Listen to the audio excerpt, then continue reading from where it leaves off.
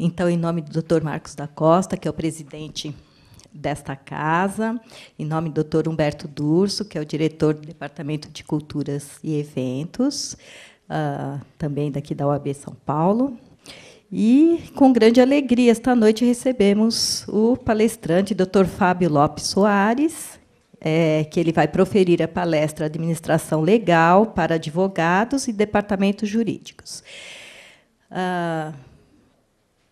Bom, o Dr. Fábio, ele é advogado, ele é membro da Comissão Permanente de Defesa do Consumidor e palestrante do Departamento de Culturas e Eventos da OAB São Paulo.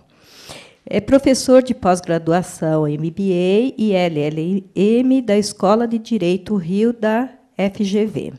É fundador da Boreal Sapientia e conselheiro da ABO, Associação Brasileira de Ouvidores. Então, vamos recebê-lo com uma grande salva de palmas. O tema de hoje, que é o tema que nós vamos abordar, eu vejo, pelo que estava sentindo um pouquinho os ânimos das conversas, tem muitos colegas que estão na graduação ou vêm aqui também para poder aprender um pouquinho, alguns colegas formados. É um tema que está começando a ser cogitado agora pela OAB. A OAB de São Paulo, de uma forma muito combativa, autoriza e deixa que esse tema seja discutido, até porque nós não aprendemos isso na graduação. Nós não aprendemos a ganhar dinheiro na graduação. Nós não aprendemos a gerenciar os nossos ativos na graduação. E, de vez em quando, mentem para a gente. Falam para a gente que a gente precisa aprender a só ser contencioso. Mentira. Rasguem os manuais. Isso não é uma verdade. A advocacia é muito mais somente que o contencioso. O contencioso é importante. Porém, nós não temos o ensinamento de como ser um sócio patrimonial, um sócio por serviço, um advogado associado, fazer gestão dos nossos ativos, captar, manter clientes. Vai terminar a graduação de alguns colegas aqui, vocês vão ter a OAB. Ora, bolas, a OAB é atributo de entrada, não atributo de permanência. E aí? Não comecei minha palestra, eu só estou no esquenta dessa palestra. Essa é a grande verdade. Apesar de eu ter assento em algumas associações técnicas, como a ABO, Associação Brasileira de Ouvidores, está dentro de uma comissão de direito do consumidor, eu estudo e sou atuante na área de relações de consumo, aqui pela comissão, que alguns colegas devem fazer parte ou conhecem, nós estamos ajudando na alteração do Código de Defesa do Consumidor. Eu tenho aí, talvez, há 6 anos, de 15 em 15 dias, eu escrevo no Jornal Estado de São Paulo sobre relações de consumo. Eu não venho aqui como um técnico do direito. Eu venho como alguém que não teve ninguém como eu falando para os outros colegas como administrar os meus ativos no meu escritório. Essa é a verdade. Quer ver uma coisa muito interessante, antes de abrir os slides e a gente começar a nossa discussão, nossa apresentação? Quantos aqui são estudantes de direito, estão na graduação? Olha que beleza. Sempre ocorre. Quem aqui é formado em direito já é advogado? Ótimo. Tem alguém que não é formado em direito, que está aqui por alguma razão? Pode levantar a mão se quiser, às vezes acontece. Os colegas que estão estudando agora, essa é a grande verdade. Quem aqui está formado há menos de 1 ano? Tem alguém aqui formado há menos de 1 ano? Excelente. Eu lhes venero.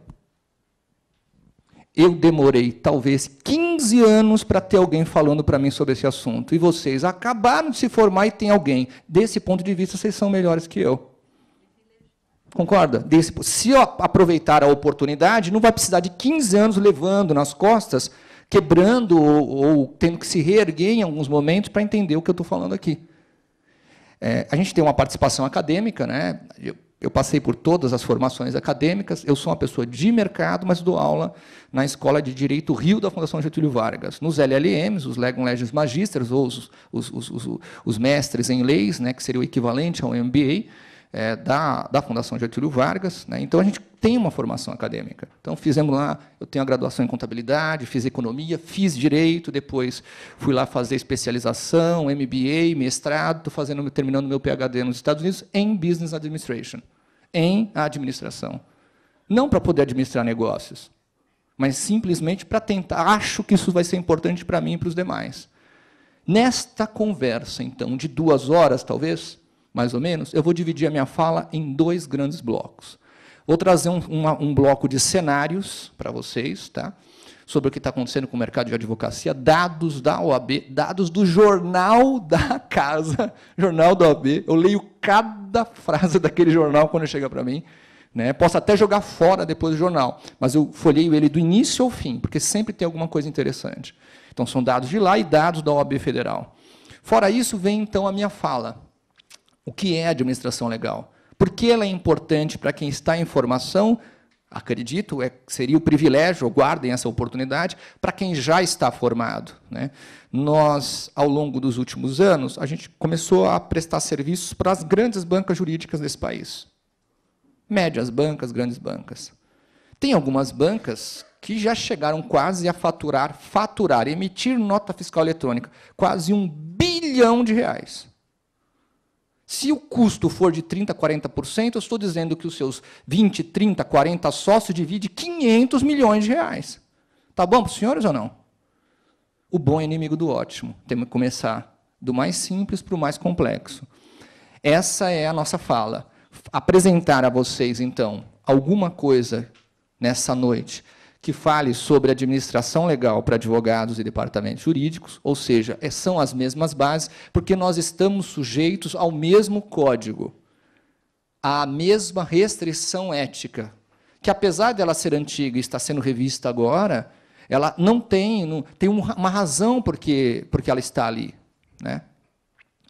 Alguns colegas, talvez, possam pensar, mas, poxa vida, eu vim aqui fazer essa palestra, assistir essa palestra, e, ao assistir essa palestra, pensei que talvez eu fosse usar isso no meu exame da OAB, no meu concurso.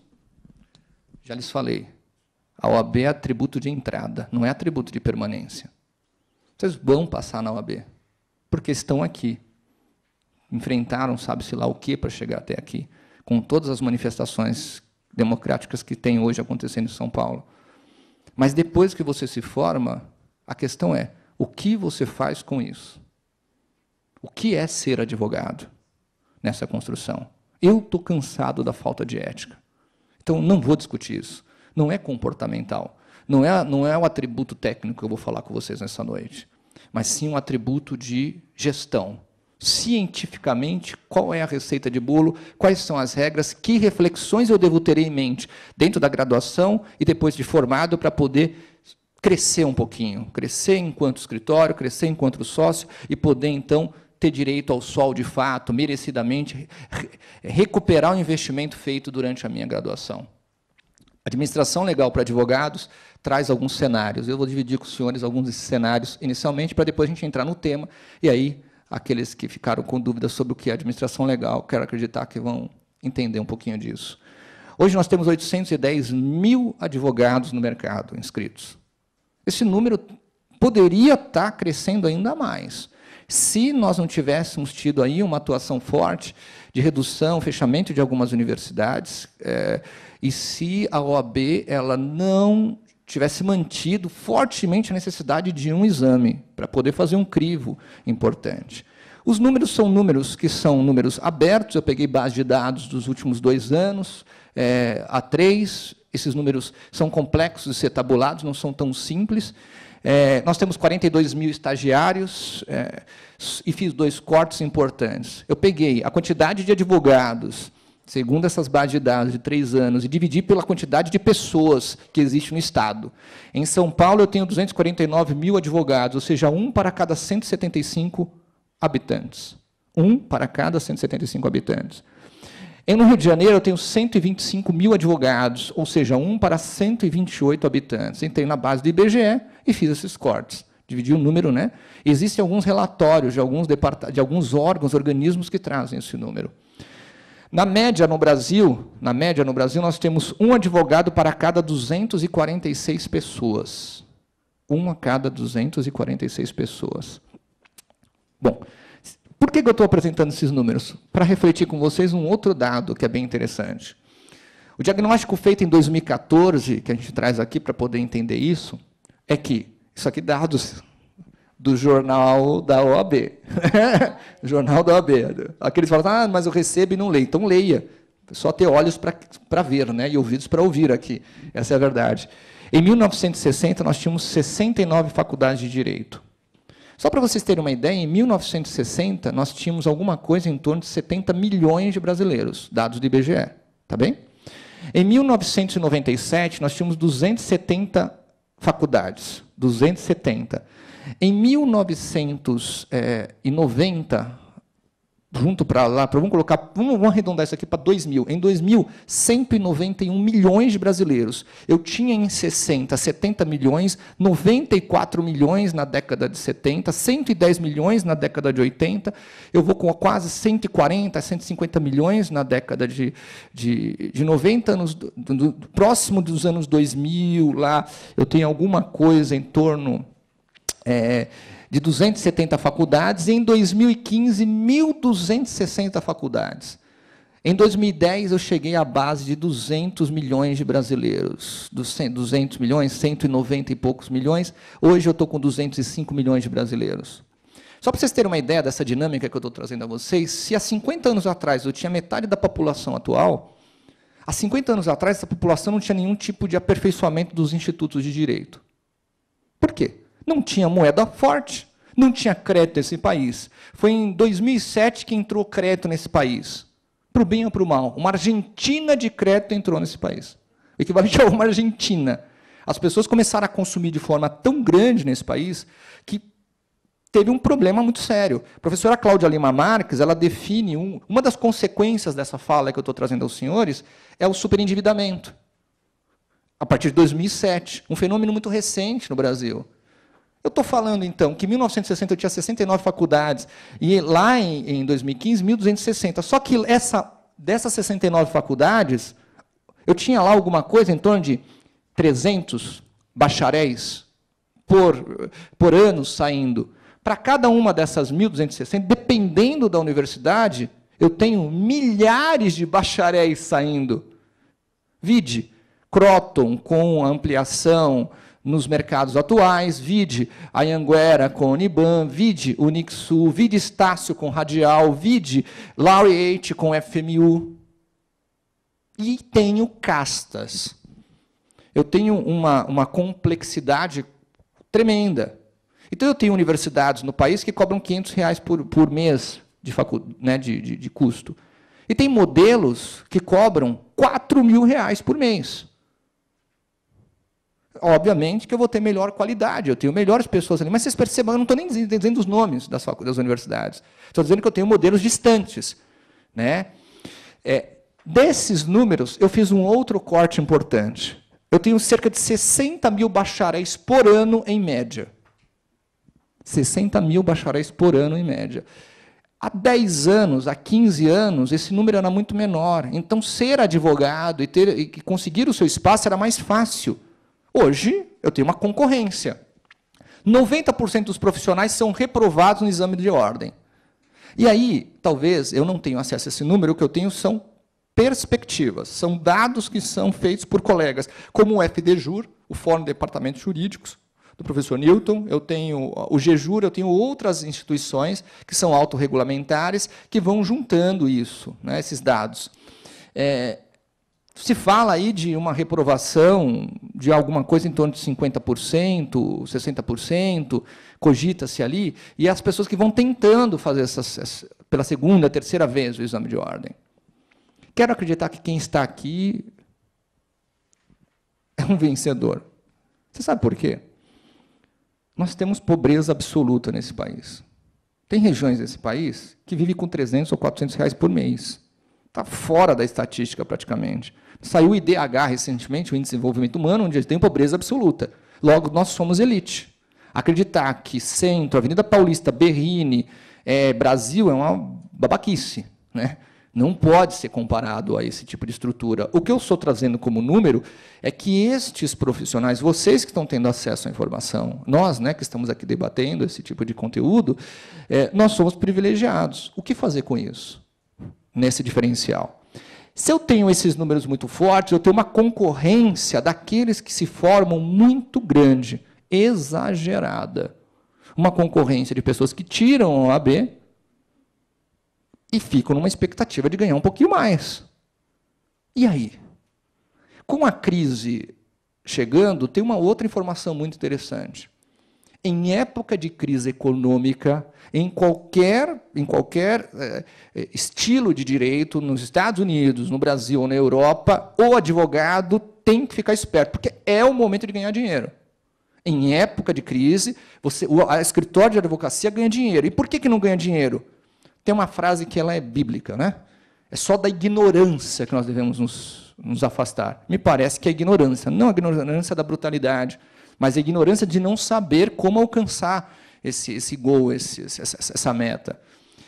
Se a concorrência exagerada não fosse pouca, porque são pessoas bem formadas, ou mais ou menos formadas, mas elas têm esse tipo de construção, eu tenho uma falta de profissionalização dos escritórios.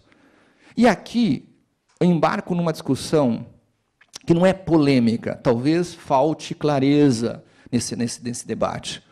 A falta de profissionalização do escritório é dizer que os escritórios, sobretudo depois dos eventos do PJE, para o bem ou para o mal, da digitalização, da virtualização dos processos eletrônicos, determina que o advogado tem que ser adaptado ao tempo. É meio que, vou tirar minha máscara de gestor e volto para o técnico. Aplicação da tridimensionalidade real à gestão, fato, valor e norma, não é isso? É meio que falar, olha, precisamos mudar a lei. Mas por que mudar a lei? Porque ela está distante. Óbvio, não existe macro-regulação legal sem antes ser precedida por macro-regulação econômica, base do direito econômico. Nenhuma lei nesse país, depois da Constituição de 88, os 10 mandamentos, dia hoje, hein? Dia do ECA, Estatuto do Idoso, Lei Maria da Penha, a maioria das leis são publicadas com interesse econômico. Com interesse econômico. Porque a maioria dos meus direitos eu chupinhei lá na Constituição de 88. Né? E eu tento exigir isto, fazer com que isso se abarque. Essa falta de profissionalização dos escritórios como é que eu planejo o meu escritório? Como é que eu planejo os meus ganhos? Como é que eu organizo as minhas rotinas jurídicas? E mais, nós, advogados, nós somos treinados para sermos cultural e intelectualmente bem preparados. Vou fazer aqui uma brincadeira, doutora Ana, e é um espelho, tá? Então, eu vou me olhar no espelho, tá bem? Se, eventualmente, isso ajudar alguém, ok, vou olhar. Às vezes, Fábio, estou conversando comigo aqui, né? Às vezes, Fábio, eu percebo que existe um certo limite entre a arrogância e a prepotência de um advogado. Porque eu me esqueço do meu interlocutor. Porque eu me afasto. Eu me otimizo dentro de sistemas e esqueço que eu tenho que ser o advogado com a pasta embaixo do braço. Que eu tenho que ser um advogado empático.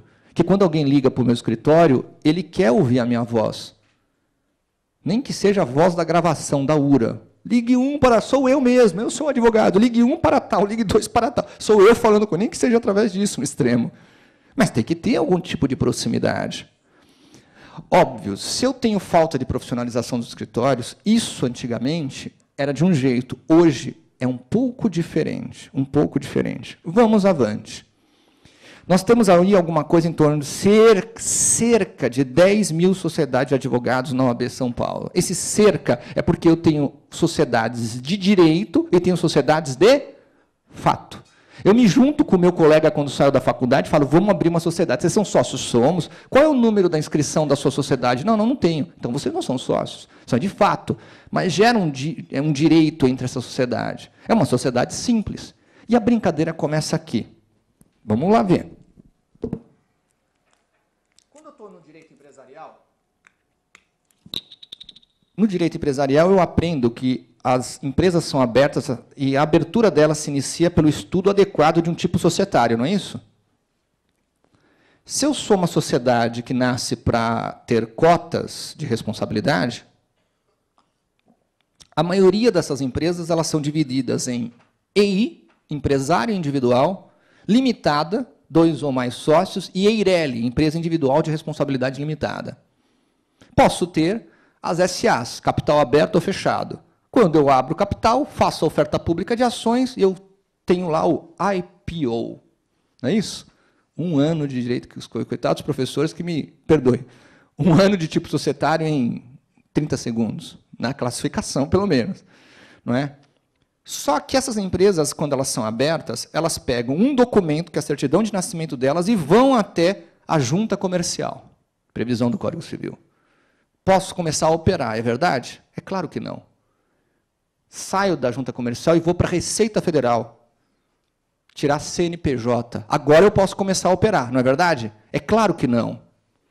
Eu vou para a prefeitura pagar ISS ou ICMS, e aí eu vou emitir nota fiscal eletrônica. Posso começar a operar? É claro que não, porque dependendo do seu objeto social, você vai ter que precisar de alvará, vai pagar ICMS, sabe-se lá mais qual é a lista triste que vem por aí.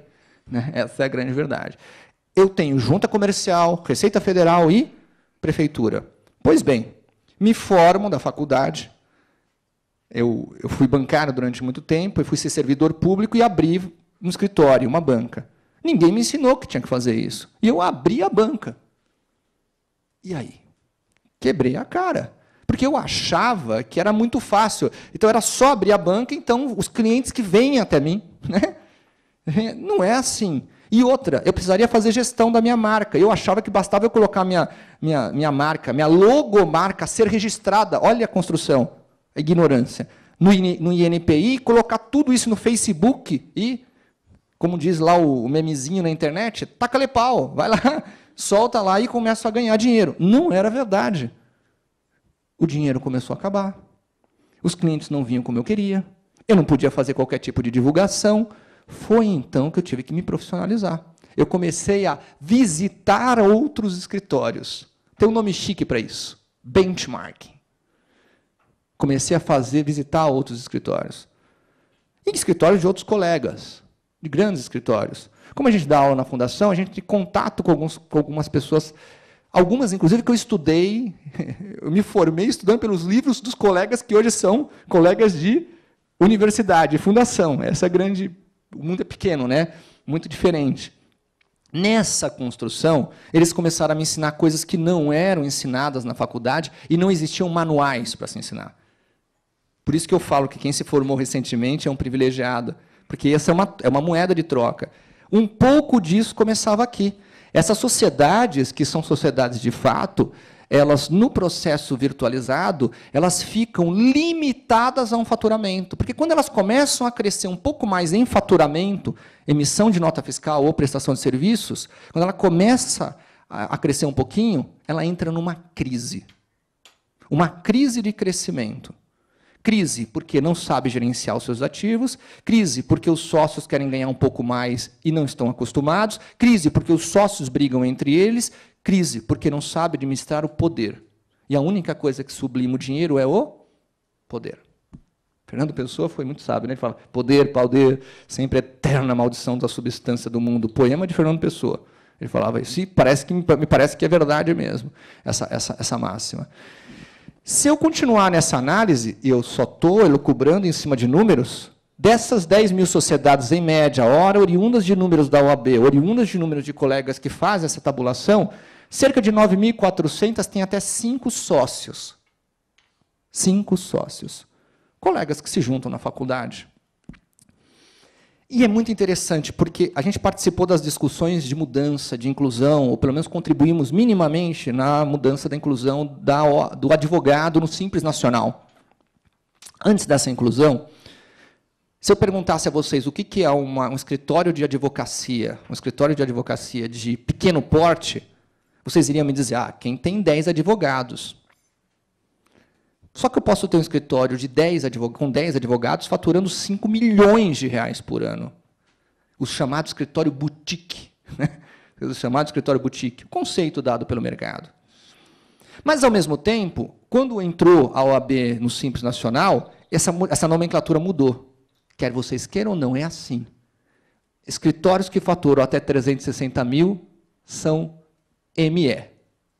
Microempresa. Escritórios que faturam de 360 mil até 3 milhões e 600 são EPP, empresa de pequeno porte.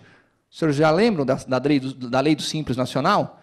Se não, pode anotar aí. Saindo daqui, os senhores vão ter que fazer uma pesquisa. Não cai na OAB, cai na vida. Cai no bolso. Porque se você se enquadrar ao Simples, você tem um benefício. Conquista da OAB.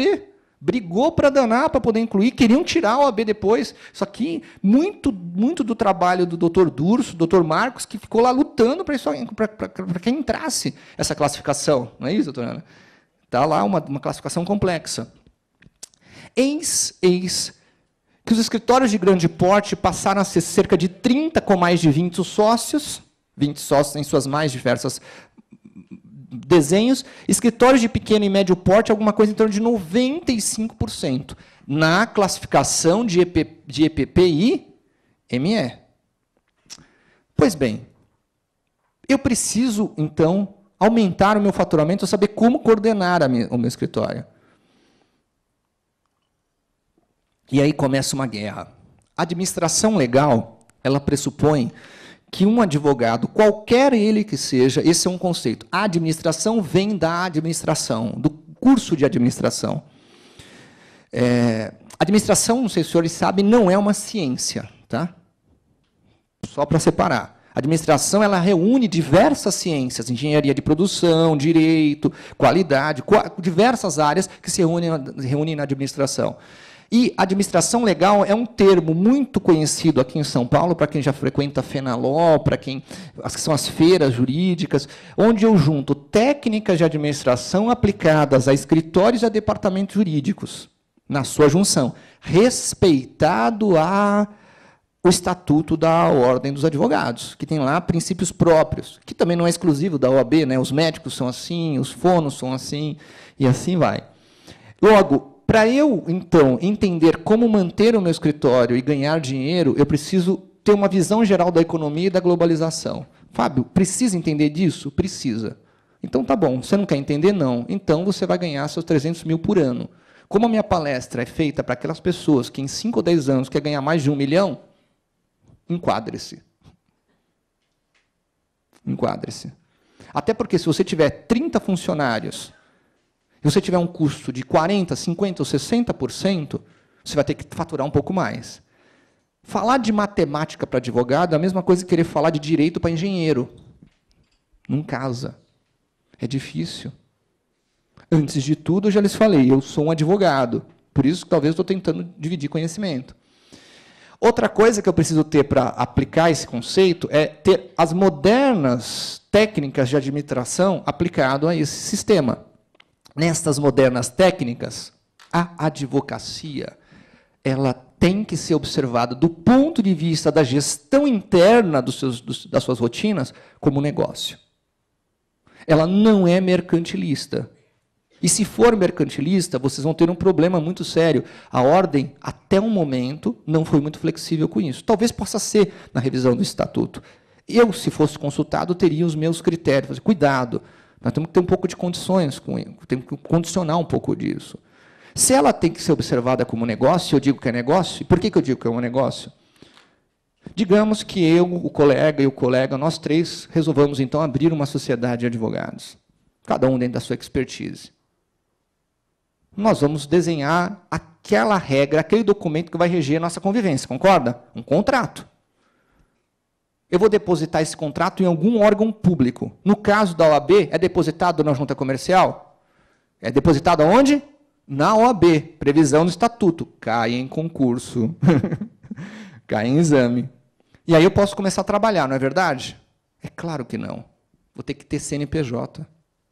E depois que eu tenho CNPJ, eu posso começar a trabalhar? É claro que não. Vou para a prefeitura emitir nota fiscal eletrônica. Vocês percebam que é o mesmo molde de estrutura, só que sujeita a uma junta comercial, que é a própria OAB, uma entidade de classe que vai regular e vai dizer quais são os limites.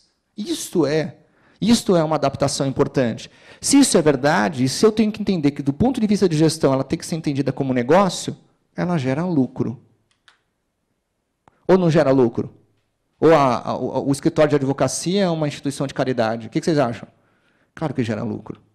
Se gera lucro, o problema não é gerenciar o lucro. O problema é garantir que o seu escritório, depois que alcança algum faturamento, ele sobreviva.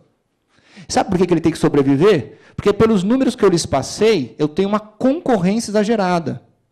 Concorrência exagerada. Vamos brincar de ser feliz? Levanta a mão de novo quem está estudando, quem está em graduação. Olhe para trás, vocês, olhem para trás. São todos concorrentes. Ou não? São todos concorrentes. E concorrentes que estão bebendo da água previamente. Só que tem espaço para todo mundo, gente. Eu acabei de trazer um número que eu tenho 1 para cada 246 brasileiros. Esses brasileiros, até 20 anos atrás, não tinham muita noção dos seus direitos. Hoje, esses brasileiros estão precisando cada vez mais de ações preventivas. Eu tenho mais empresas sendo abertas, eu tenho mais empresas precisando de assessoria direta, eu preciso fazer, do ponto de vista empresarial, eu preciso fazer arquiteturas societárias, eu preciso cuidar um pouco dos meus contratos, eu preciso cuidar dos meus funcionários de forma adequada, eu tenho um turnover maior do ponto de vista trabalhista. Eu preciso de pareceres em relações de consumo duros, 90% do JEC está vinculado ao juizado especial cível. Do JEC, 90% da 8.078 está vinculado ao juizado especial cível. 90% do CDC passa pelo juizado especial. Previsão do CNJ. Até 2020, eu vou ter 1/3 mínimo das ações em primeira instância vinculadas à Lei 8.078/90. Vocês entenderam esses números? Só que é para direito individual, não é coletivo, é preventivo. Porque antigamente eu tinha problema de bagatela, grifos meus, tá? Tinha um problema simples, era muito barato e não ajuizava ação. Agora é televisão de plasma de R$5.000, é carro de 10 mil, é apartamento que é devolvido, de valores muito maiores, porque as pessoas tiveram acesso a esse consumo. Se isto é importante, se vocês entenderam a minha construção, a primeira grande diferença vem aqui. Eu vou falar em pé. Hoje, o gestor técnico, que é aquele advogado que vai fazer a parte técnica, que vai executar tudo que eu estou falando, uma parte dele, eu chamo ele de gestor técnico, que somos nós, especializados em direito tributário, em direito do consumidor, em direito administrativo, do que seja, tá bem? Toda vez que você tem dentro do escritório um advogado especialista da parte técnica, o melhor especialista, ele é chamado de gestor técnico. Ele vai cuidar da advocacia. Só que eu estou dizendo aos senhores que alguém dentro do escritório, em algum momento, tem que ser um gestor administrativo. Tem que cuidar de coisas pequenas, como, por exemplo, ele vai ter que supervisionar a parte administrativa, ele vai ter que manjar de gestão financeira, de gestão de desempenho, ele vai ter que contratar, ele vai ter que demitir, ele vai ter que contratar a tia da limpeza. Enquanto você está faturando 100 mil por ano, é uma coisa. Quando você começa a faturar 500 mil por ano? R$1 milhão por ano. R$1,5 milhão por ano. Os custos aumentam e aí é complicado. Será que eu sei dar feedback para o meu colaborador? Será que eu vou saber gerenciar essa equipe? Ah, não, mas se o funcionário não trabalhar do jeito que eu quero, eu mando ele embora. Está fácil contratar estagiário? Bom estagiário? Está fácil contratar um advogado? Só que com a crise, os bons advogados estão sendo mandados embora, e você sabe o que acontece? Eles estão fazendo downgrade, eles estão baixando seu salário para poder se reenquadrar no escritório. Você tem que concorrer com esse cara, que às vezes tem 20 anos de advocacia. 20 anos. Esta construção determina que eu tenha dentro do meu escritório alguém que seja gestor técnico, nós que somos especializados na academia, e que também tem uma certa habilidade como gestor administrativo. E aqui começa uma outra fala, que eu acho que é bem importante. Nesta construção que eu estou passando aos senhores e senhoras, ora eu sou gestor técnico, ora eu sou gestor administrativo. Pode ser que eu abra uma sociedade com 3 pessoas. Eu posso ser eu-keep. Já ouviram essa expressão? Eu-keep. Eu sou o tio da limpeza, eu sou o tio do café, eu sou o tio do financeiro, eu sou eu-keep. Eu sou a equipe. Eu-keep. Cresceu um pouquinho, não tem mais como ser isto. E vou lhes falar por que não tem como ser. Vocês vão entrar dentro de uma estrutura, e essa estrutura, você tem uma expectativa de crescimento nessa estrutura. O escritório paga para você, para te pagar os honorários. Ele não quer te perder. Logo, ele tem que apresentar para você uma forma de crescimento, e precisa fazer gestão disso. Eu não penso nisso facilmente, porque eu não sou educado nas escolas tradicionais, no currículo, a discutir isso. Talvez a abrir o escritório, talvez. Se eu tenho que ter de um lado o gestor técnico e do outro o gestor administrativo, como é que eu traduzo a estratégia em termos operacionais para serviços jurídicos? Então, eu lhes convido a tentarem não serem técnicos na próxima meia hora. Abrirem a sua mente e imaginar que os senhores são sócios de um escritório e que alguns desses sócios, você como esse sócio, tem que administrar o escritório, tem que emitir a nota fiscal, tem que contratar pessoas, tem que mandar pessoas embora. E você sabe qual é o mais complexo? Tem que formular preço. Quanto custa o seu serviço? Qual é o valor mínimo que você cobra? Você vai olhar para a cara da pessoa, do seu cliente, e vai falar assim, R$10, o mínimo, R$20, R$30. Isso é amador. Não é assim que funciona. Você tem que chegar à frente do seu cliente e saber qual é o valor mínimo para cobrar. E o valor mínimo para cobrar exige alguns conceitos. Isso aqui é formação de preço básica, não é isso? No chamado, nome chique para isso, markup. Nome chique para isso. Você fala isso para o administrador, ele fala, é normal. Se você falar rebus sic stantibus para o administrador, ele fala assim, que coisa estranha. É a mesma coisa que falar markup para o advogado, concorda? É quase que o rebus sic stantibus, ou sei lá, fumbonis iuris, o advogado, o que é isso? O markup, para nós, às vezes pode ser isso. Eu só consigo traduzir qualquer estratégia em termos operacionais para os serviços jurídicos quando eu tenho controle. Não se gerencia nada dentro do escritório sem controle. Só existe controle com gerenciamento. E aí, o primeiro passo dessa construção, várias consultorias fazem isso, enfim, isso é aberto. Assim como, quando eu abro uma empresa, eu determino o objeto social de uma empresa, eu crio aspectos de marketing, e não são errados você fazer isso, tem marketing jurídico com a limitação que a OAB determina, assim também eu tenho que ter planejamento estratégico para o meu escritório. Tem que sair da faculdade e falar, vou abrir um escritório. Como? Vou fazer o planejamento. Não sei como, vem na OAB, assiste palestras, vai no Sebrae. Se tiver um pouco mais, não precisa contratar uma consultoria. Se for contratar uma consultoria, ótimo, mas não é necessário isso, tá bem? Você pode profissionalizar de outra forma. O problema é, não começa de qualquer jeito. Isso é um amadorismo. É um amadorismo. Eu poderia desenhar aqui para os senhores a tal da visão, da missão e dos valores de uma empresa. Todo mundo já ouviu falar disso, né? Isso é pedaço de um planejamento estratégico. Vou mostrar para os senhores a visão, a missão e valores de um escritório.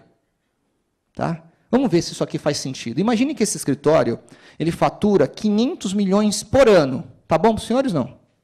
Acho que tá, né? Dá para fazer um churrascão na laje, não dá? Dá? Acreditamos no aperfeiçoamento da sociedade pelo direito, na advocacia compromissada com a ética, responsabilidade, excelência das soluções legais e satisfação dos nossos clientes. A visão de futuro ela é criada pelos sócios de um escritório, para dizer onde eles querem chegar. Funcionário não tem vez. É só pelo sócio. Se eu dissesse que essa é a visão de um escritório, vocês saberiam onde o escritório quer chegar com essa visão? Escrita dessa forma? Está clara para vocês? Vou ler. Acreditamos no aperfeiçoamento da sociedade pelo direito, na advocacia compromissada com a ética, responsabilidade, excelência das soluções legais, satisfação dos nossos clientes. Está claro para vocês o que esse escritório faz? Sim ou não?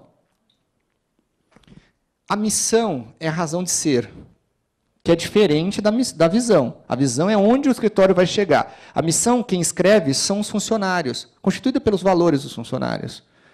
Atender o cliente em todas as áreas do direito. Então, pensa naquela que você conhece mais um pouco. No alcance dos seus objetivos, com criatividade, segurança e eficiência, atrair e desenvolver os melhores talentos, formando equipes capacitadas e oferecer serviços de vanguarda, aprimorar e compartilhar constantemente conhecimento, praticar e transmitir valores éticos. Algum escritório facilmente atende em todas as áreas do direito? Você acha que é fácil, doutora Ana? Todas as áreas. Direito espacial, existe? Existe. Direito marítimo, existe? Existe. Sei lá, direito ambiental artificial, existe? Dr. Celso Pacheco Fiorilo que diga. Existe? Vocês estão vendo que isso aqui é um tanto quanto aberto. Mas sabe de onde eu tirei isso aqui? de um escritório que, para mim, hoje, ele é uma realidade, mas se vocês quiserem alcançar escritório, para mim é uma utopia. Ele existe, é uma realidade. Isso está no site do Pinheiro Neto Advogados. Pinheiro está no site, pode confirmar, não estou inventando. O Pinheiro Neto Advogados foi formulado na década de 70, né? Uma das bancas mais admiradas, advogados extremamente bem preparados. Só que querer ser um Pinheiro Neto nos dias atuais é complicado. Você não tem como refazer o modelo do Pinheiro Neto facilmente. Lá eu tinha poucos advogados dentro de uma estrutura. Hoje eu tenho 60 mil bacharéis por ano, eu trouxe os números para os senhores. Então, não é... Eu posso até aproveitar o Pinheiro Neto como um target para poder chegar até lá. Só que vai ter um caminho. Até lá eu tenho todos os colegas que querem se formar e querem ter o direito ao sol. Eu estou trazendo os senhores que até mesmo o Pinheiro Neto, aqui ele pode fazer isso porque ele, pasmem os senhores, ele quase praticamente atende todas as áreas de direito. Estou falando que, para mim, é uma utopia. Porque você não consegue facilmente fazer isso com... Né? Quanto custa a hora de um advogado de uma banca como essa? A hora de trabalho? Sei lá, uns 500, 700 reais. Só que ele não fecha por uma hora, são 300, 500 horas. O bom é inimigo do ótimo. Nós temos que calçar um sapato que cabe no nosso pé. Não é isso? Tomar cuidado. Se isso é uma verdade, se o escritório de advocacia ele tem que ser visto como... Ele é uma empresa, do ponto de vista do negócio, uma sociedade simples, não pode ser mercantilista, não pode ser mercantilista, e ele tem que ser administrado em suas rotinas, se isso é uma verdade. Eu pego as causas de mortalidade das empresas que o Sebrae vem estudando e aproveito para estudar quais são as causas de mortalidade das sociedades que se casam. Principais causas: comportamento empreendedor pouco desenvolvido. O advogado não é feito para poder ganhar dinheiro ou gerenciar. Falta de planejamento do negócio, gestão financeira deficiente, insuficiência de políticas de apoio, flutuações na conjuntura econômica, não é o caso do Brasil hoje para o mercado. Em épocas de crise, a advocacia ganha dinheiro, é uma questão de você estar atento a isso. E problemas pessoais dos proprietários. Grifos meus, problema pessoal do proprietário e gestão financeira deficiente, para mim, é o que mais pega na sociedade. Não sei fazer gestão financeira. E os sócios se juntam. A sociedade é um casamento. Não é isso? Coloco para dentro um sócio que eu não conheço, ou tenho dificuldades, eu vou ter um problema com esse sócio. E aí? Como é que fica?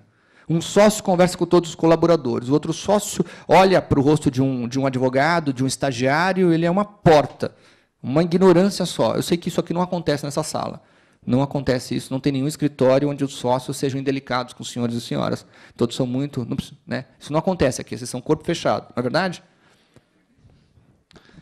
Acho que não acontece. Acontece no poder público, não? Lá todo mundo é sutil, é elegante, é cordial. Não, não pode mentir, doutora. Às vezes tem uma pessoa que não tem essa característica, não tem? Sempre tem alguém que não está tão acostumado com o trato das pessoas. Né? E aí começa a vir todos os atos de correição e sabe-se lá mais o que vem. O próprio Sebrae ele trouxe alguns números muito interessantes, não sei se vocês conseguem ver, mas eu vou descrever alguns pedaços. O que dizem os empresários, segundo pesquisa do Sebrae de São Paulo? Qual o fator mais importante para a sobrevivência de uma empresa? E se eu estou dizendo que o nosso foco é negócio, isso se bate com o escritório, tá? No que diz respeito à gestão. Bom planejamento antes de abertura da empresa e boa gestão do negócio após a abertura da empresa é o que faz o negócio dar certo. E 2, o que faz a empresa dar problema? Falta de clientes, falta de capital, administração e planejamento. É o que faz acontecer. E tem uma coisa que é muito interessante. Uma colega, uma vez, me perguntou assim, mas, Fábio, isso foi dentro de uma sala de aula da Fundação, uma turma de Campo Grande. A colega estava pagando do bolso o curso de LLM em Direito Empresarial. O curso é um curso caro, é uma pós-graduação de R$ 1.500, né, um curso de 30 e poucos mil reais, e para ela era apertado, né, para ela pagar. Eu falei, estou com um problema, eu tenho 2 sócios a mais, são 3 sócios, e 4 funcionários, 4 advogados lá no escritório com uma secretária. E nós não estamos conseguindo encontrar clientes. Eu falei assim, como não estão conseguindo? Você tem toda a estrutura, você emite nota fiscal, nós não estamos conseguindo. Eu falei assim, entendi. Você acredita em quê? Eu falei para ela. Quase que numa estrutura de coaching, né? E o coaching é importante, né? Saúdo aqui a doutora Márcia, especialista nessa área também, na presença hoje aqui. O coaching é uma coisa importante, quase numa estrutura de coaching aqui, Márcia, não é isso? E eu falei assim, eu vou dizer como você consegue alcançar cliente. Não é um papo de autoajuda, não. É ter visto isso acontecer. Você acredita em quê? Eu acredito em Deus. Ah, e você acredita em Deus de que forma? Ela falou assim, eu acredito em Yeshua. Ela falou, ó, Yod, Re, Val, Re, manifesto por Shin. Você é evangélica. Né? Yod, Re, Val, Re, manifesto por Shin é o nome de Cristo em hebraico. Né? Ela não se surpreendeu, falou assim, vou te dizer como é que você vai ganhar dinheiro. Não é errado o que você vai fazer. Advogue para a tua igreja. Mas eu posso? A única coisa que o ser humano deve se libertar é da ignorância. É claro que pode. Converse com o teu pastor. E é uma igreja bacana, não vou declinar aqui, mas bacana. Eu não sou protestante, mas eu admiro essa igreja. Eu falei assim, vou advogar para a igreja. E ela foi atrás. 15 dias depois, que é quando voltava o módulo, ela falou, doutor, toda feliz, eu consegui uma entrevista e vou advogar para a igreja, só que eu estou com um problema. Vários colegas lá, irmãos, enfim, de igreja, querem me contratar. E eu tenho que dar o dízimo. Eu falei assim, não tem problema. Precifica. Repassa para o preço final o seu dízimo. Entendeu? Você tem que dar 10%, ao invés de cobrar R$100, cobra 110. E você repassa. Embute no custo. Não tem problema. Depois de 15 dias, ela me falou, me passa o e-mail. Estou feliz. Ela ganhava ela tinha R$1.500 de custo, tinha lá os seus salários, seus honorários em torno de R$2.200, R$2.300. Eis que ela estava botando no bolso R$4.000 livre. Por quê? Porque foi milagre? Não foi milagre.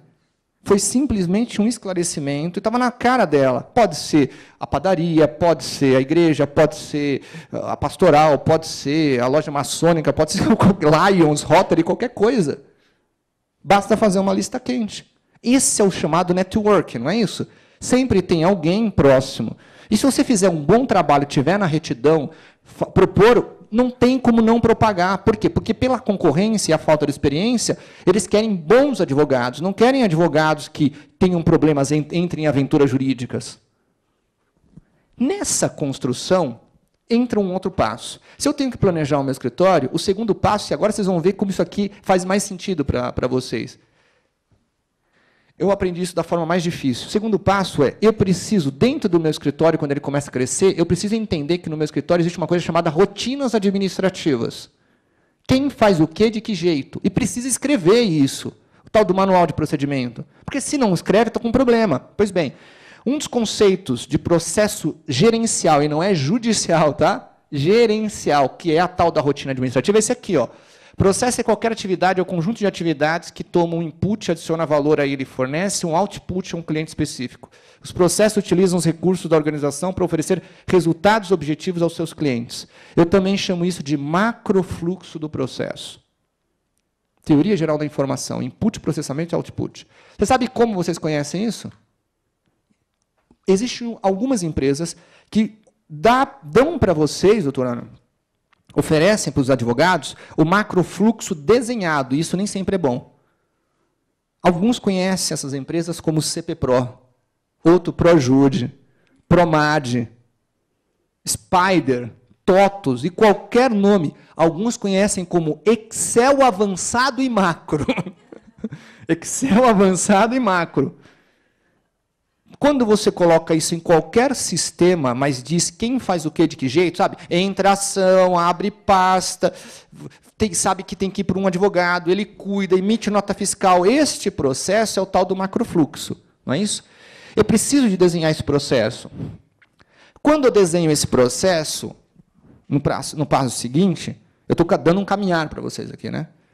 Eu teria que ter alguma governança dentro do meu escritório. Olha que interessante. Qual é o seu nome, doutora? Sim. Samantha. Você já é formada? Não? Você está em que período?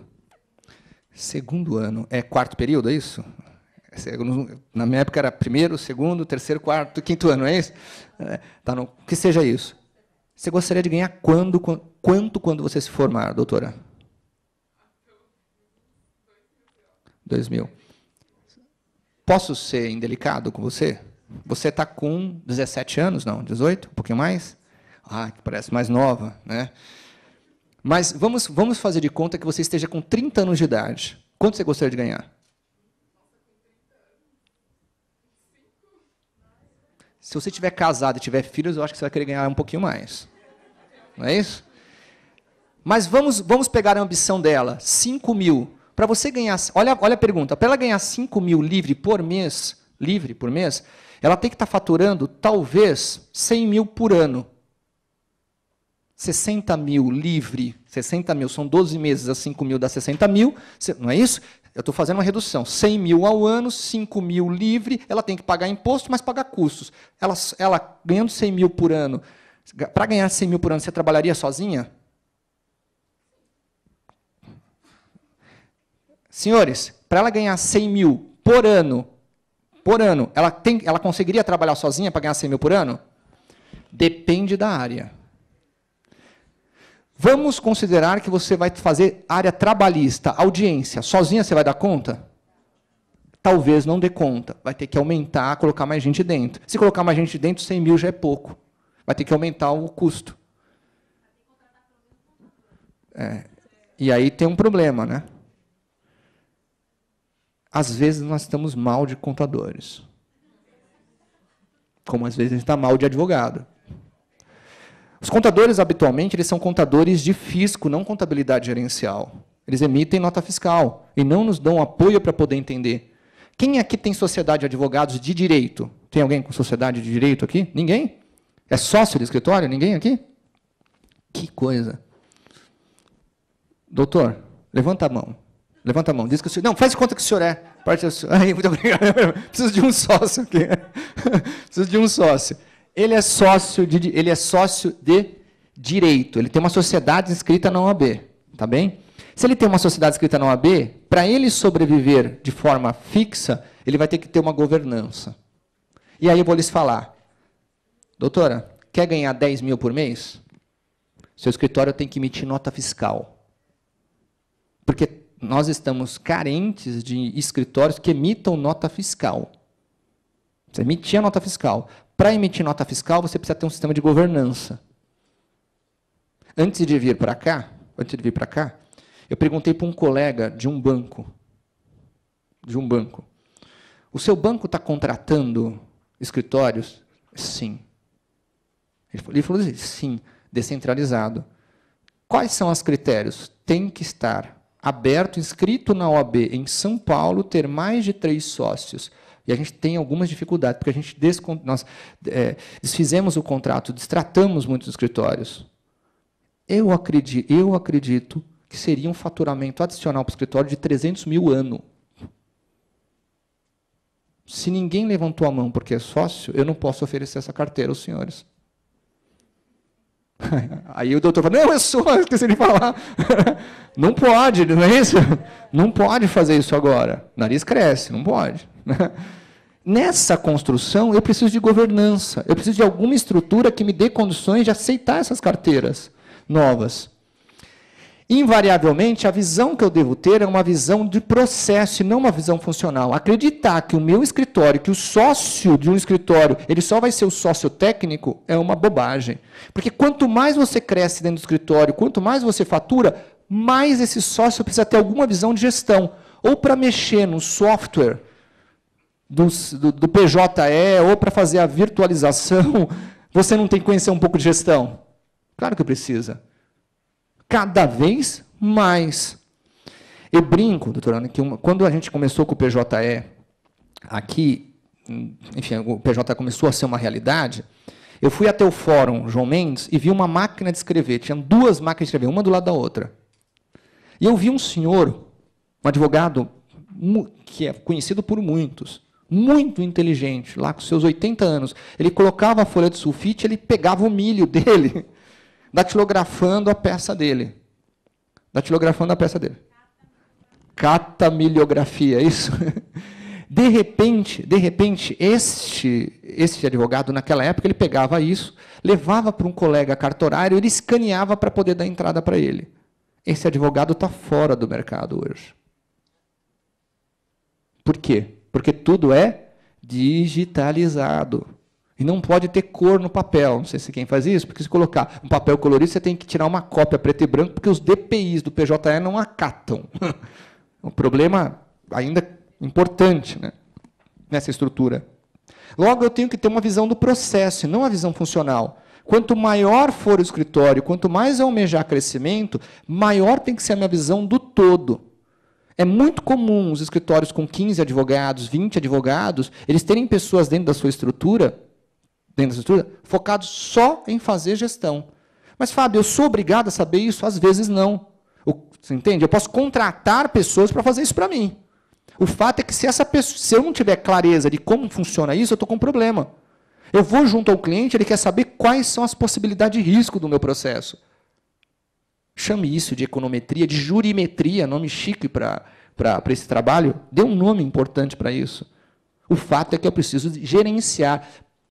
Se eu gerenciar adequadamente os meus negócios no meu escritório, eu tenho processos mais éticos. Eu tenho processos mais corretos, mais adequados à realidade atual. Muito que bem. Dentro dessa condição que eu estou lhes passando, para produzir um serviço jurídico com qualidade, dentro dessa nova realidade, eu preciso ter um processo de negócios jurídicos. Tudo que entrar no meu escritório tem que saber com quem vai ficar, onde entra, fica e sai. Existe um erro. Tá? Existe um outro erro que passa pela nossa cabeça. Quando um processo entra dentro do nosso escritório, ou do departamento jurídico, a gente acha que o processo acaba quando eu arquivo o processo. Mentira. O processo só acaba quando eu arquivo e contabilizo esse processo, com prejuízo ou com lucro.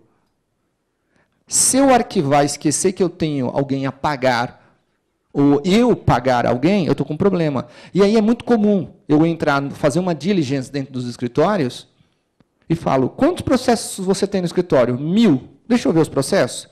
Nossa, esse processo é de 2005. Ah, não, esse processo já foi arquivado. E por que está na lista aqui?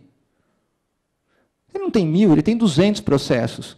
Quando eu for fazer preço, eu faço em cima de 200 e não em cima de 1000.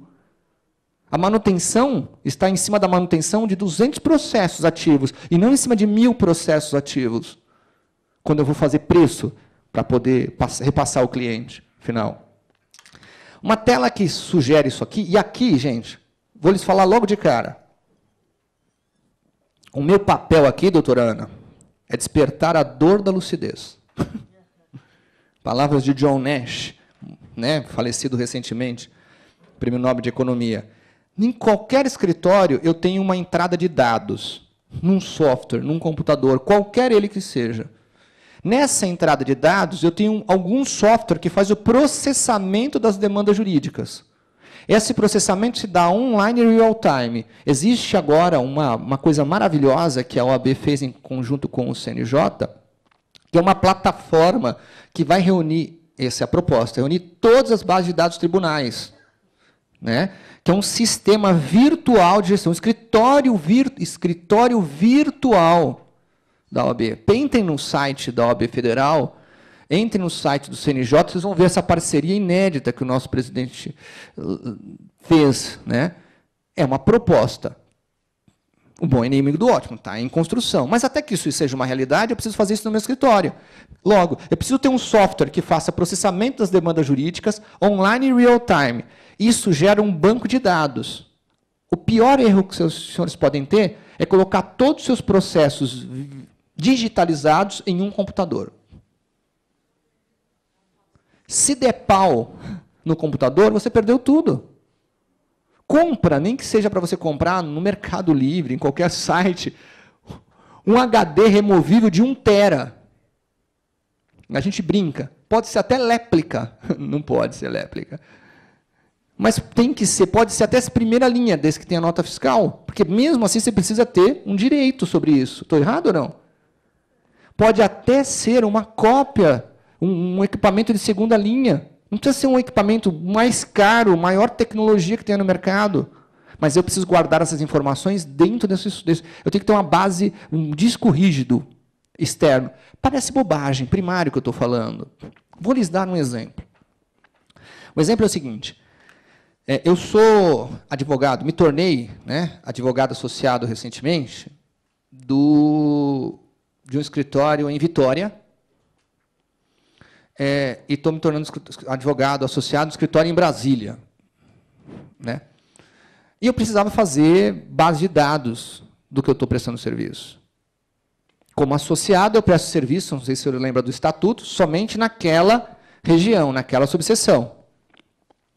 Pois bem, lá no meu escritório, então, no meu escritório aqui em São Paulo, eu tenho um equipamento da Apple, chamado Airport Time Capsule. Um equipamento de R$1.000. Ele tem 3 terabytes de capacidade de guarda de informações. É um tubo que a Apple coloca. Eu conecto ele na internet, em qualquer lugar do mundo. Eu dou aula aqui na Fundação, estou dando aula na Universidade da Flórida, e a gente tem uma parceria no MIT também. A gente dá aula lá no Vale do Silício, eu ligo o meu computador lá, e ele vem dentro do meu escritório, nesse Airport Time Capsule, e pega todas as informações. Criptografado. É um database, é um servidor virtual. Só que eu posso também colocar isso nas nuvens, no chamado iCloud. Você não precisa dominar esse assunto, mas você precisa saber que existe como possibilidade, para ter guarda da sua informação. Guarda da sua informação. Se isso é uma verdade, quando eu aperto um botão, ele gera um relatório. Quantos processos eu tenho? Quem são os meus clientes? E cá entre nós, vocês preferem ganhar, sei lá, R$500 mil por ano e ter de lucro 200 mil, ou ganhar R$400 mil por ano e ter de lucro 300 mil? O que vocês preferem? Vocês entenderam? R$500 mil por ano e ter de lucro 200 mil, ou faturar menos e ter mais de lucro? Você vai trabalhar menos e vai ganhar mais. Quando você organiza suas informações através de softwares como esse, você trabalha menos e ganha mais. Não precisa trabalhar de sexta-feira até de madrugada, de sábado, de domingo. Precisa ter vida pessoal equilibrada. Não precisa trabalhar tanto feito um maluco. Precisa curtir a família. Não é isso? Isso daqui está aderente a um sistema de digitalização. Ele que se comunica, esses softwares que eu estou falando aqui, CPPRO, ProJude, ProMAD, que é da OAB, né, incentivado pela OAB, eles se comunicam com as bases de dados dos tribunais e atualizam os processos automaticamente. Você não precisa ficar fazendo carga toda hora. Logo, o tempo dos seus advogados vai ficar focado em fazer novas teses, fazer novas pesquisas, ser mais técnico. Você otimiza o seu tempo. Muito que bem. Resta uma coisa. Digamos, então, que a doutora Samantha se formou daqui 3 anos, se lembrou dessa conversa dessa noite, abriu o escritório com as bases que eu estou explicando, começou a crescer, percebeu que estava para ganhar 600 mil ano, Deus queira, não é isso? 600 mil ano. E, de repente, os seus advogados que fazem você ganhar, doutora, 600 mil ano, eles começam a exigir mais dinheiro para você. Será que você tem dinheiro para pagar? É o seguinte, se você quiser continuar a crescer, você vai ter que dividir. Tem um filme muito bacana que explica um pouco isso. Não é do direito. Aqui em português deve estar como Na Natureza Selvagem. Não é isso? Acredito que seja isso. Na Natureza Selvagem. Muito bom o filme. É de um caso, em cima de um caso real. Ele está lá num dado momento do filme, ele fala, só se é feliz quando se divide, alguma coisa assim. A felicidade só é plena quando é compartilhada. Quando você começa a crescer, você tem que dividir as responsabilidades. De alguma forma, você precisa dividir. O que eu estou trazendo aqui é que a remuneração dentro do escritório deveria aumentar de acordo com o nível de responsabilidade e agregação de valor. Se a pessoa é um advogado associado, júnior, que seja na classificação interna, e ganha lá R$1.500, R$2.000, se ele se tornar um advogado associado sênior, ele vai ganhar lá seus 3, 4 mil reais. Se ganhar 3 mil por mês E se pagar uma variável boa para ele, não tem problema. Quanto mais responsabilidade, mais ele ganha. Esse sistema de meritocracia é a base da construção de contratos de metas dentro dos escritórios. Quem trabalha mais ganha mais. É justo? Claro que é justo. Isso vem revolucionando o mercado atual. Os escritórios mais antigos levam em consideração para a promoção dos seus advogados o tempo de casa. Não é um elemento a se desprezar. Faz parte da cultura e da tradição do escritório. Mas os escritórios mais recentes vêm trabalhando com a seguinte questão. Se você ter tempo de casa, mais entrega e mais capacidade de captação, você se torna sócio patrimonial um pouco mais facilmente. Captação. A captação é uma capacidade que você vai ter de estimular a tua equipe ou de trazer algum tipo, de participar com os clientes, trazendo clientes para dentro. E me parece ser justo também. É um atributo. Você quer ganhar mais? Ajude na área comercial do seu escritório. Essa captação é a capacidade que o advogado vai ter de ser conhecido, de fazer reputação. Quanto custa a sua reputação? Qual história você está contando? O que está agregando valor ao seu negócio? Quanto custa? Quanto custa um parecer do professor Nelson Neri? Quanto custa um parecer do Dr. Durso? Dr. Marco? Pessoas que dedicam a vida inteira, são especialistas no detalhe, construir e escrever algumas regras. Eles são a própria lei, para algumas leis que você pede para ele. Você entende? Ele se personifica com o que você está pedindo para ele. É a mesma coisa que pedir um parecer sobre defesa do consumidor para o professor Filomeno. Ele escreveu o CDC. Para o Herman Benjamin, que está revendo o CDC. Pedir um parecer sobre direito bancário e superendividamento para Cláudia Lima Marques. A pergunta não é dessas pessoas. Quanto custa o parecer de cada um de vocês? O que vocês estão fazendo para a reputação aumentar? Para que você seja um advogado de reputação ilibada, para que você possa cobrar, seu custo no escritório seja baixo e o valor do seu honorário seja alto, porque a sua palavra carrega toda uma construção de carreira. Quanto custa o parecer de vocês? Se isso é uma verdade, dentro de um escritório, quando você entra no escritório, você vai planejar a tua carreira. Dependendo do que você trazer para dentro do escritório, o seu ponto na carreira vai ser diferente. E planejar a carreira dentro de um escritório, seja você sócio, seja você advogado, planejar a carreira dentro do escritório, ele vai exigir 3 coisas. Adequação dos projetos de desenvolvimento das pessoas com o projeto de desenvolvimento da empresa, estimular e dar suporte para que as pessoas planejem sua vida profissional e alinhar as pessoas a identificarem e trabalharem seus pontos fortes e lidarem com seus pontos fracos. Você pega um advogado técnico, que é o melhor advogado técnico, ele destrincha, sabe todas as emendas, todas as jurisprudências, sabe emitir um parecer técnico brilhante. E promove ele advogado sênior, cuja competência no teu cargo e salário é você tem que gerenciar a equipe. Acabou, você matou a pessoa. Porque ele é ótimo tecnicamente, péssimo como gestor de pessoas. Você promove, ele não dá certo, sabe o que você faz? Você não faz um downgrade para ele, não volta a ser técnico, é ruim para ele. Você manda a pessoa embora. Porque você foi insensível. Você não conseguiu perceber que aquela pessoa deveria ser testada antes na condução de outras pessoas.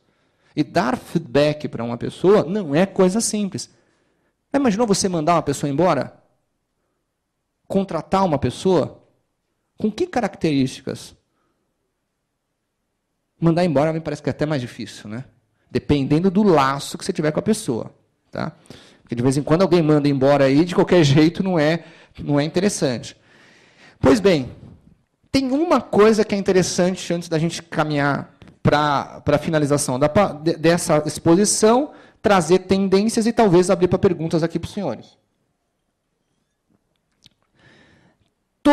Existe um padrão, nós estudamos um padrão. Todas as grandes bancas, elas têm nos seus sócios fundadores uma característica incrível. Eles são líderes. São líderes que são muito reconhecidos pela sua capacidade técnica, de relacionamento interpessoal e admirado pelos pelos advogados que estão abaixo deles, os fundadores. Alguns são líderes pela capacidade de geração de resultado.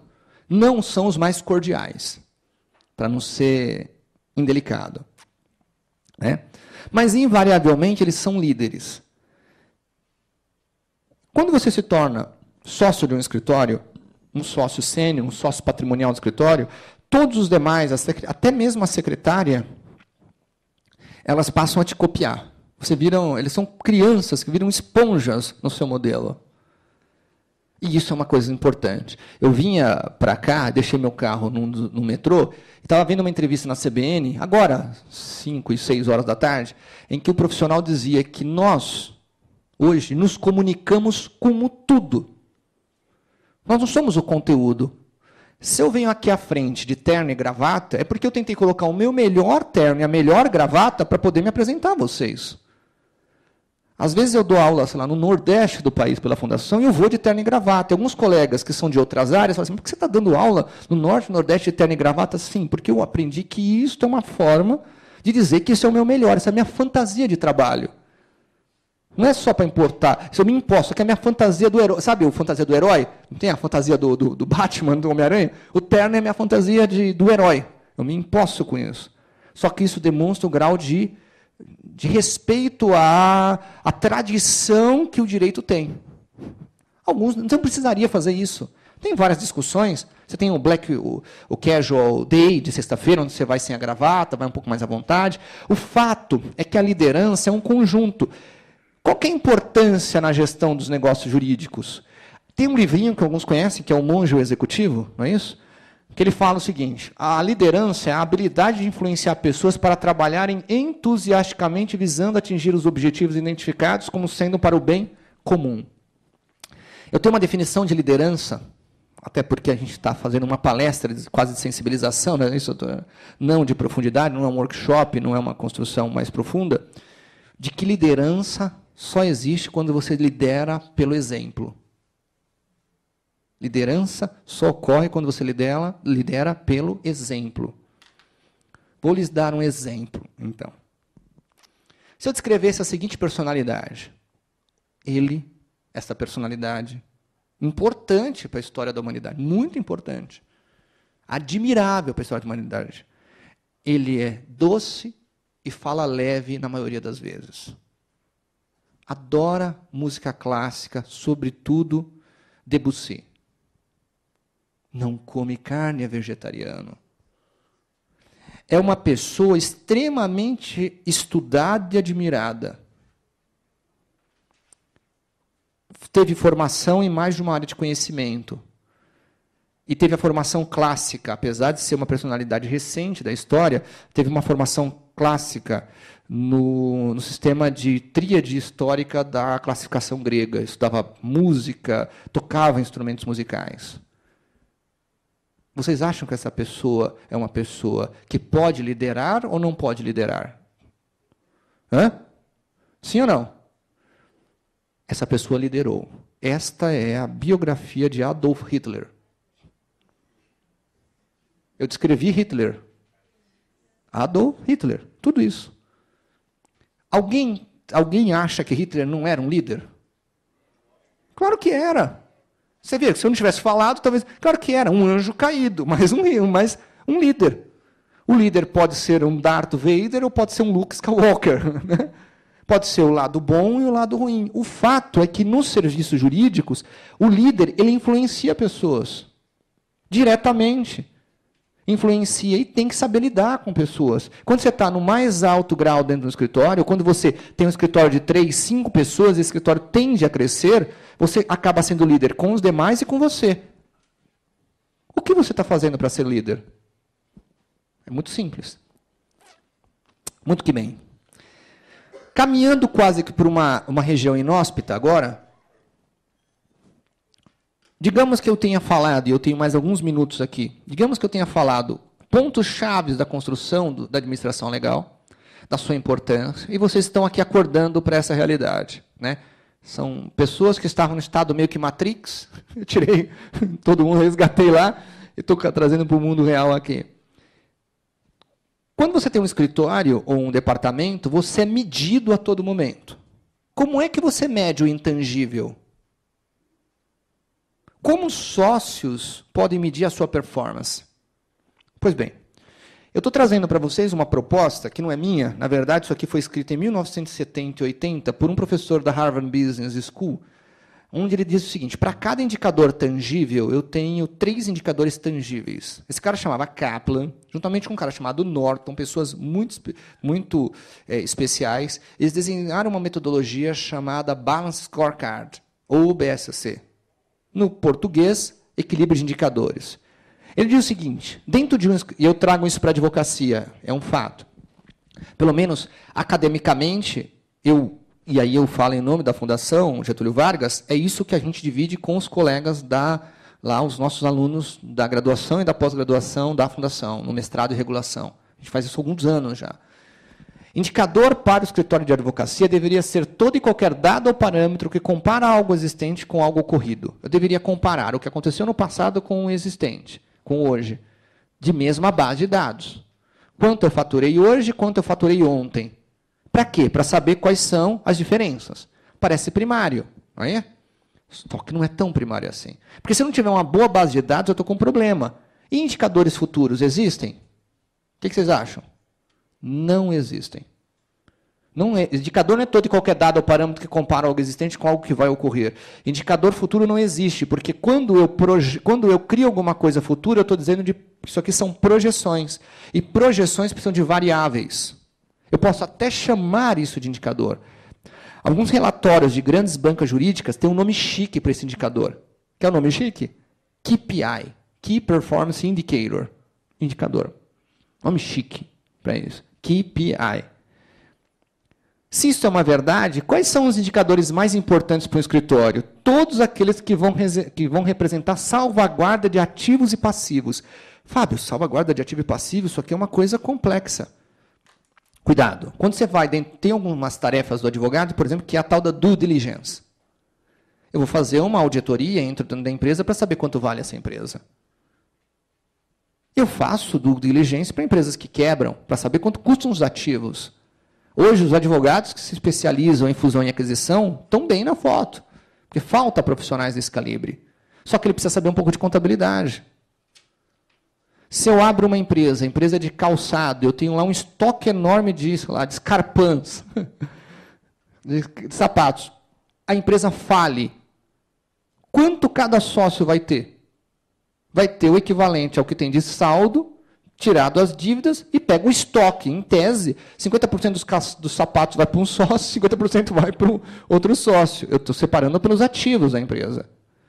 Se isso é uma construção, acompanhando, quais são os principais indicadores que um escritório deveria ter? Eu lhes falo, eu trouxe aqui, sem nenhum filtro. Eu deveria ter um indicador de faturamento, quanto o escritório ganha sempre ao ano, um indicador de retorno financeiro, e um indicador de custos e despesas. Parece bobagem. Quanto você tem de custo e despesas? Os escritórios, às vezes, não sabem dizer. E intangível, prazo, quantidade de processos abertos e atualizados e novas teses. Novas teses. Por que eu preciso saber quantas novas teses eu tenho? Porque cada nova tese, e a gente perdeu um pouco essa capacidade de criar novas teses, mas cada nova tese pode significar um ganho alto, um pico alto de dinheiro entrando no meu escritório. Se eu venho faturando 200 mil, pode ser que eu fature naquele período, por conta da nova tese, 500 mil. Essa é a grande verdade. Se isto é uma verdade, se eu tenho faturamento, retorno financeiro, custo de despesas, prazo, quantidade de processos abertos e atualizados e novas teses, se isso é uma verdade, eu preciso ter isso, às vezes até mesmo como sociedade de fato, tá? Se eu estou me juntando com algum colega, eu deveria ter esses relatórios muito claros. Chega um momento muito interessante. Eu deveria saber fazer uma contabilidade financeira do meu escritório, uma contabilidade gerencial para gerir os meus negócios, uma contabilidade de custos para ter orçamento. Orçamento. E aí, gente, tem uma coisa que é muito interessante. Aquela pergunta que eu iniciei aqui a vocês. quanto custa o seu serviço? Ah, Fábio, minha hora custa R$200. De repente você, falando que custa R$200, você traz 100 processos e está pagando para trabalhar. Porque para falar, como é que deveria se funcionar? Você pega um número, você poderia sair pelo método do ticket médio. Número de processos ativos dividido pelo meu custo. Eu preciso saber quanto eu tenho de custo. O que é custo e o que é despesa. Eu vou chegar num valor médio. Esse é o valor mínimo que eu tenho que ter por mês a ser cobrado. Então, se alguém chega para mim e apresenta uma proposta lá, sei lá, um cliente de partido que me oferece pagar R$5.000 por mês para ser um cliente de partido, por hipótese, eu tenho que saber quantos processos ele vai me apresentar. Porque cada processo dentro do meu escritório tem um custo. Ele tem uma margem de contribuição, que vai pagar salário, vai pagar água, vai pagar luz, vai pagar café, ristreto do George Clooney, cheirinho no banheiro, tia da limpeza, cartão chique. Alguma coisa vai ter que ser paga nessa construção. Quanto isso custa? Novamente, pode ser que eu seja o sócio que seja muito técnico. E como sócio técnico, eu não precise nem pensar em fazer gestão administrativa. Mas eu, como sócio patrimonial do escritório, preciso ter alguém que faça isso por mim. Ou um sócio que tenha esta aptidão, ou alguém que eu contrate para fazer isso. O gerente administrativo dentro de um escritório costuma ser o segundo maior salário do escritório. Prolabore. Segundo maior? Prolabore. Porque ele tem acesso, ele emite nota fiscal, ele sabe quanto ganha, ele costuma ser. E segundo maior prolabore não é a segunda maior divisão de lucros, tá? Se o lucro, o prolabore está com 5 mil, 10 mil, pode ser que o sócio ganhe muito mais na distribuição de lucros. Mas aí você tem uma meritocracia para manter essa pessoa dentro do escritório. Eu estou falando do escritório profissionalizado, né? Escritório que tem planejamento, que tem estrutura, que caminha para cá. Se isto é uma verdade, eu preciso entender. Eu comecei falando, doutora Ana, da importância da administração legal, falei do perfil, falei dos critérios de como isso é feito, trouxe o mercado da advocacia, falei que não tem volta, você tem que se profissionalizar. Estou dizendo simplesmente que você tem que fazer gestão das suas rotinas jurídicas para que você possa ter um processo com qualidade, entregar um melhor produto, um melhor serviço para o seu cliente, para acompanhá-lo do ponto de vista da qualidade. Você tem que saber gerir as pessoas dentro do seu escritório e, ao planejar, você tem que saber quanto você vai crescer e em que prazo você vai crescer. No extremo, eu teria que perguntar para vocês quanto custa o seu trabalho e vocês deveriam saber, na ponta da língua, quais são os seus custos e as suas despesas. Se você não sabe fazer isso, você está com uma dificuldade. Talvez você cresça e fique limitado a um crescimento. Limitado a um crescimento. Não estou dizendo que você tem que crescer. Tem gente que escolhe não crescer tanto. Não é errado. O que não dá é você pagar para trabalhar. Você tem que ter dignidade nessa sua tarefa. Eu lhes pergunto, senhores e senhoras, nós aprendemos isso na faculdade? Nós aprendemos a ser bons advogados técnicos. É para isso que a OAB existe. É para isso que o doutor Durso vem, faz, aceita provocações como essa, para dizer que a gente está acompanhando aqui. Talvez seja dentro de uma casa dessa que a gente consiga discutir isso. Quero acreditar. Porque se isso não for importante, eu estou com um problema. Eu estou com um problema. Bom, eu fiz aqui uma proposta de um plano emergencial, tá? Para quem quiser tomar nota. Primeiro, você tem que fazer um diagnóstico e verificar se existem rotinas administrativas. Quem faz o quê de que jeito? Essa seria a ideia. Quem faz o quê de que jeito? Para não ter sobreposição. Segundo, reveja o planejamento estratégico, reveja a sua visão e missão e crie uma meta de crescimento por um prazo. Isso é técnica, é método, sim, ciência. Daqui 5 anos eu quero ganhar R$1 milhão. De onde você tirou 1 milhão? Ah, é porque o ano passado eu ganhei 100 mil. Você está errado. Não dá para sair de 100 mil para 1 milhão. Vai de 100 para 200, 200 para 400, 400 para 800. Né? Depois, analise a forma como você registra as suas rotinas. Registre isso em um software. Alta plataforma, Excel, pouco importa. Acompanhe com o seu contador os relatórios gerenciais. Não sei se vocês sabem, mas vocês vão ter que ter um contador. Esse contador, todo ano, isso é muito legal, Torana, ele emite um documento para a Sociedade de Direito chamado DRE, Demonstrativo do Resultado do Exercício. E às vezes a gente entra dentro do escritório e pergunta, por favor, quantos anos você tem no escritório? 10 anos. Você pode me trazer a sua DRE? Quê? Não, a DRE, Demonstrativo do Resultado do Exercício. Não, isso não existe. Meu amigo, você assina a DRE, impossível. Aí eu ligo para o contador na frente dele. Assim, por que o senhor não manda a DRE? Porque ele nunca me pediu. E ele manda as DREs. Tem lá, nome do sócio do escritório, o CPF dele com o nome do contador. Ele não acompanha os atos dele. Contábeis, não sabe se lucra ou se gera prejuízo. Né? Somente faça preço ao cliente considerando uma estrutura de custos. Só faça preço levando em consideração quanto você tem de custo, para você não cobrar nem mais nem menos. Você pode cobrar muito mais, óbvio, dependendo da sua reputação, mas jamais menos, a não ser que seja estratégico, porque senão isso aqui pode ser uma burrice. Você está dando um tiro no pé. Né? E mantenha tudo registrado em um sistema integrado e atualizado. Tudo registrado em um sistema integrado e atualizado. Esse tudo registrado é numa planilha controle. Sabe como? Semelhante a quando você faz aquelas contas domésticas, que você senta com a esposa para colocar tudo na planilha de Excel. Acho, né, que faz isso. E é desesperador, né? É desesperador quando você faz isso, porque você coloca tudo lá e você quer saber quanto de liquidez você tem, quanto vai sobrar para o dinheiro, qual é o custo do seu estilo de vida. Né? Qual é o custo do seu estilo de vida? Essa é uma verdade, tá bem? Se caso alguém precisar, estou colocando o meu e-mail aqui, se não for nenhuma consulta profunda, eu acho que é importante, senão eu dou por encerrada a minha exposição com a perspectiva de que os senhores saiam daqui extremamente incomodados. Muito incomodados. Vai terminar a faculdade, para quem está estudando, ou quem já terminou, né, já é advogado, já milita aí, e vai falar, como é que eu faço agora? Como é que eu ganho dinheiro? Ou é concurso, pode ser uma posição, mas, dependendo do concurso, você tem que ter trabalhado em escritório para provar. E aí? Enquanto estiver trabalhando, como é que você performa dentro do escritório? Como é que você sobrevive dentro do escritório? É isso? Doutora Ana?